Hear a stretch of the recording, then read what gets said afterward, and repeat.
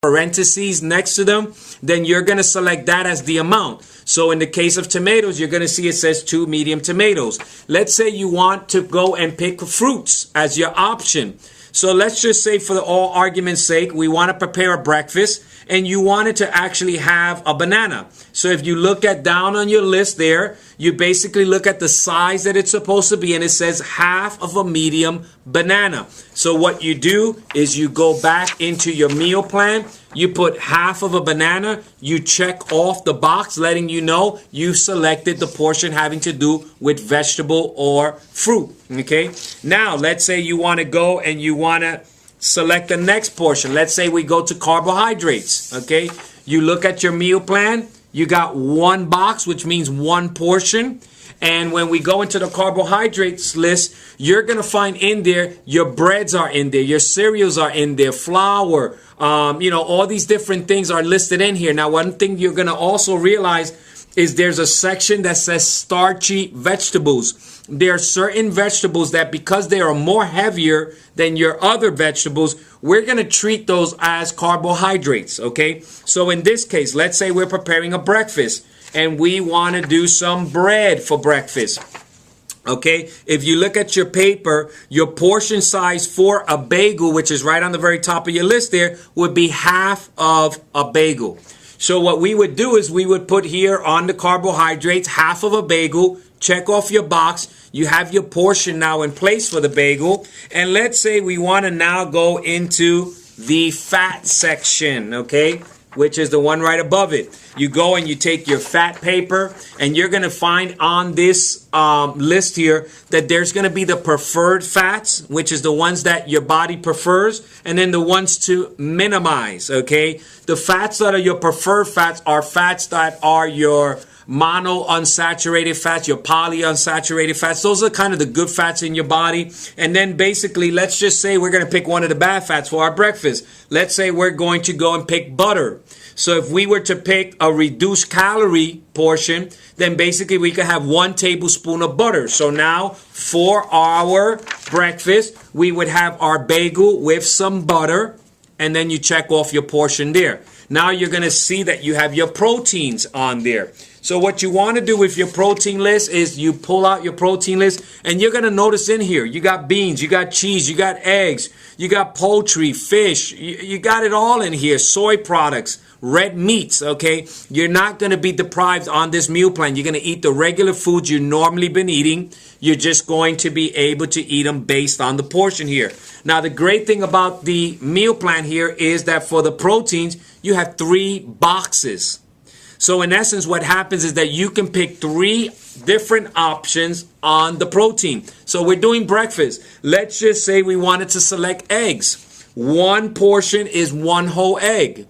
So that means if you have 3 boxes, that means you can do 3 portions. So if we wanted to do breakfast, we can actually do 3 eggs if you wanted to. Let's say you like to put cheese on your eggs, just like I do. Then maybe what you can do is go and take only 2 eggs, and you can select 1 ounce of any cheese that you want. Your American cheese, your cheddar cheese, okay? So you would now take that 1 ounce of cheese, mix it in there. That's still your 3 portions. 2 eggs, 1 ounce of cheese, good to go, okay? Now, let's go, and I want you to look and under red meat, the first option that's there, you're going to see it's bacon. So let's say you wanted to have bacon for breakfast.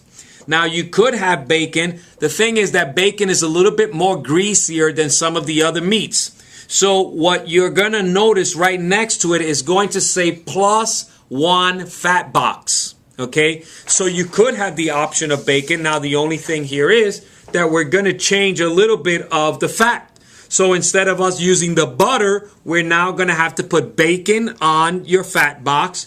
And you're also going to have to put bacon on your protein. Okay, so now what ends up happening is that you're now sacrificing one of your fat boxes. Now, let's say you really wanted that butter with your bagel. Okay, then what you want to basically then do is use one of the fat boxes in one of your other meals. You're going to borrow that one so that you can now have your bacon for breakfast. But then again, you're going to sacrifice in one of your other meals. Okay. Now, let's say you wanted to prepare for, now that becomes a nice good breakfast right there.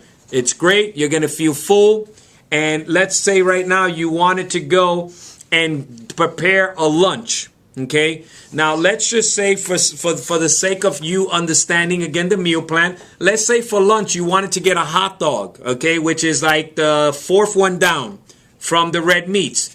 You could do the hot dog. The only thing is, if you read closely, it says plus 2 fat boxes. Okay, so now with those 2 fat boxes, meaning if you are going to go and get the hot dog, let's say for lunch, then you're going to put fat box in your lunch menu. You're going to put hot dog. And then maybe for breakfast, you're going to have to use that fat box there. So you're going to put hot dog there for breakfast. So the key thing here is you can actually take some of the different portions from some of your other meals, but you're going to have to sacrifice in one of the later dinners or one of the later lunches or breakfasts. So let's say for dinner, I wanted to have a 5-ounce steak. Normally the meats are 1 ounce is a portion. So if you go and you actually have 3 portions, so you wanted to do, instead of a 3-ounce steak, you wanted to do a 5-ounce steak, you can take those extra 2 ounces, maybe 1 portion for lunch, 1 portion from breakfast, and now you put it into dinner, and now you can have that 5-ounce steak if you wanted to, because you sacrificed the lunch and the breakfast box, which left you still 2 boxes remaining on those. Okay, so in the case of the hot dog, you're going to see that it's going to say the hot dog plus 2 fat boxes. So then you know that you have to compromise in one of the other fat portions on there. Okay, now you're going to notice that on here you have breaks in between your breakfasts and your lunches. There's a snack break in there. The same way between lunch and dinner, there's another snack break there. So in essence, what you want to do is you want to select one of these options in here. Now you're going to notice that the snack is not set up to be a big meal.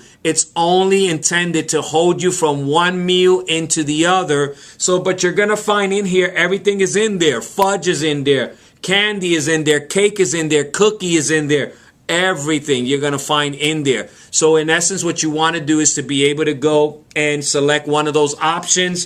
That becomes what you're going to check out in your snack boxes. Okay. And then for dinner, you're going to notice that there's going to be something that says there treat. Okay.